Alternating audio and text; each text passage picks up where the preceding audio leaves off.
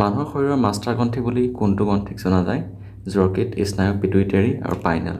ইয়াৰ শুদ্ধ উত্তৰটো কি হ'ব? এই শুদ্ধ উত্তৰটো হৈছে পিটুইটাৰী গ্ৰন্থি। মণিপুৰৰ ৰাজধানী চহৰ কি? আগৰতলা, ইম্ফল, শ্বিলং, কহিমা। ইয়াৰ শুদ্ধ উত্তৰটো হৈছে ইম্ফল। ইম্ফল হৈছে মণিপুৰৰ ৰাজধানী আৰু আগৰতলা হৈছে ত্ৰিপুৰাৰ আৰু মেঘালয়ৰ ৰাজধানী হৈছে শ্বিলং আৰু নাগালেণ্ডৰ ৰাজধানী হৈছে কহিমা। কিমান তাৰিখ GST দিৱস বুলি কোৱা হয়? 1 জুলাই তাৰিখক GST দিৱস বুলি কোৱা হয়। দিল্লী চুলতানতৰ প্ৰকৃত প্ৰতিষ্ঠাপক কোন আছিলে? কুতুবুদ্দিন আইবাক, ইলতুৎমিছ, বাবৰ, মহম্মদ ঘুৰি। ইয়াৰ শুদ্ধ উত্তৰটো হৈছে ইলতুৎমিছ।